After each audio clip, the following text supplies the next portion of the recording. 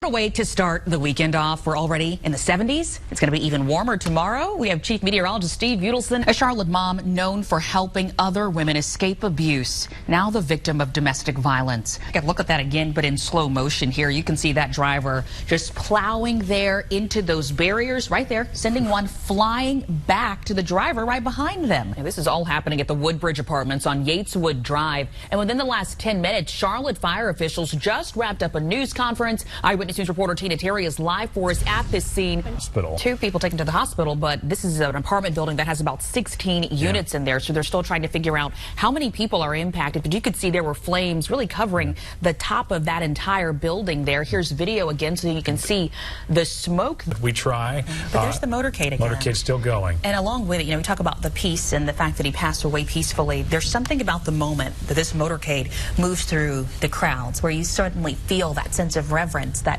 sort of sweet silence again as people take all of this in. Independence, you can see them crossing the lanes there, and it looks like they've gotten to the median. They're going across. We do not see in our immediate view any law enforcement there. Mark, are you seeing any law enforcement there near where these people are crossing the road?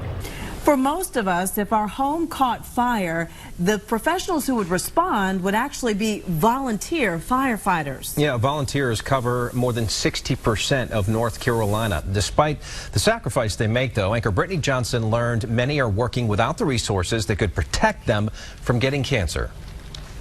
When the alarm went off, he would look at me and I would say, go. Lynn Arrowwood says her husband Craig spent 30 years dropping everything as soon as the fire alarm went off. He was not at ease until he knew he was doing whatever he could to fight that fire. It was his passion, and now Lynn wonders if it somehow led to his death. I remember Craig hanging up the phone and looking at me, and he said, I got cancer. Doctors found a tumor the size of a cantaloupe in his liver. Craig, a longtime EMS manager and volunteer firefighter, died a year and a half ago. Since then, Lynn has questioned whether the proper protections were in place back then and now. They didn't have guidelines in place at that time that the gear needed to be decontaminated or washed. They only had one set of gear. So if you had a fire tonight, you may have another fire tomorrow morning. As researchers work toward answers, leaders are pushing departments to follow the Lavender Ribbon Report, which contains recommendations for protecting firefighters. Some career departments like Concord have extractors to decontaminate their gear. They also have exhaust systems that pull out diesel fumes, all in an effort to protect firefighters from the cancer-causing toxins they're exposed to. It is probably the top topic in the fire service nationwide. Jeff Cash is chief of Cherville's Fire Department, which does include volunteers. He estimates that 40% of volunteer departments don't have the resources they need.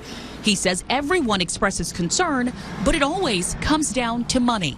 If things continue to go status quo with funding and departments not changing their culture and not buying the equipment and the gross decontam and the detailed decontamination efforts, you will see more and more firefighter deaths. He says those concerns are now impacting recruiting at a time when many departments are already struggling to find volunteers. State leaders say many volunteer, even some small city departments can't afford things like standard firefighter physicals. Our tax-based fund revenue is very small. Captain Ben Donovan with the Trianata Volunteer Department in Bessemer City says he and his colleagues don't have 2 sets of turnout gear. He says he's also working to change a macho culture that celebrated dirty gear, now urging crews to wash gear after every fire. Their future is at jeopardy if they don't take care of themselves now. I'm furious. I'm absolutely furious because they are taking these men's and women's lives so lightly. Lynn Arrowwood knows there's no way to directly link her husband's cancer to firefighting, but she is pushing to make sure that other volunteers who run toward danger aren't even more at risk. I just want the future firefighters to be protected where maybe Craig wasn't protected and I think gave his life because he helped other people. In Iredell County, Brittney Johnson, Channel 9 Eyewitness News. Now, we've told you researchers from the Levine Cancer Institute are developing a study now to try and identify the exact factors increasing a cancer risk for firefighters. There are also some grants for some departments that need help buying more gear. For more on this, just look inside Brittney's report on the WSOC News app. A story still developing at this hour. Deputies say these two people duct taped a 12-year-old to a chair, beat him, and then left him like that overnight. And this woman, this is the victim's grandmother, the man, the victim's own brother. It's a crime that just takes your breath away. The Iredell County Sheriff told reporter Dave Faraday that he moved quickly to make an arrest. Dave, we want you to stop and take a moment and look at this picture. This is a Charlotte mother, an aspiring nurse. And tonight, her loving family is in mourning. They are forced to remember her life because a shooting ended her life as she drove to school. Innocent. And she had a life ahead of her. These are the three men police say are responsible for killing Kendall Crank. Just about 24 hours ago, she was driving on North Tryon when dozens of shots were fired. She was caught in the crossfire and died. Today, reporter Mark Becker spoke with Crank's family and is now live from the scene where a memorial has been growing all day. Mark? Mark, thank you so much. That just breaks your heart.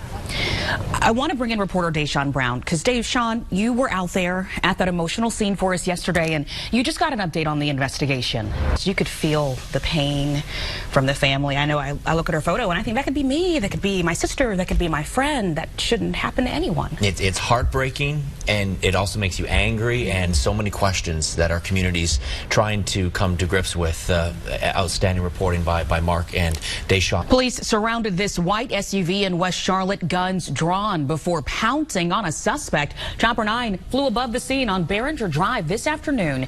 You can see there as that suspect backed up toward police with his hands raised. Officers then yanked him down. They took him into custody before searching the SUV. Now we're asking how this all started and what that suspect is charged with. There could be more answers as soon as tonight in the death of a South Carolina fifth grader who collapsed after a school fight. Renaya Wright died Wednesday, 2 days after the fight at Forest Hills Elementary School in Walterboro. An autopsy was scheduled for this morning to determine how the little girl died. The other student involved has been suspended but not charged. A safety system that was incorrectly activated likely played a role in 2 deadly crashes involving that Boeing 737 MAX 8 jet. Sources tell ABC News preliminary information from the black boxes indicates the flight control feature automatically activated before the plane nosedived into the ground.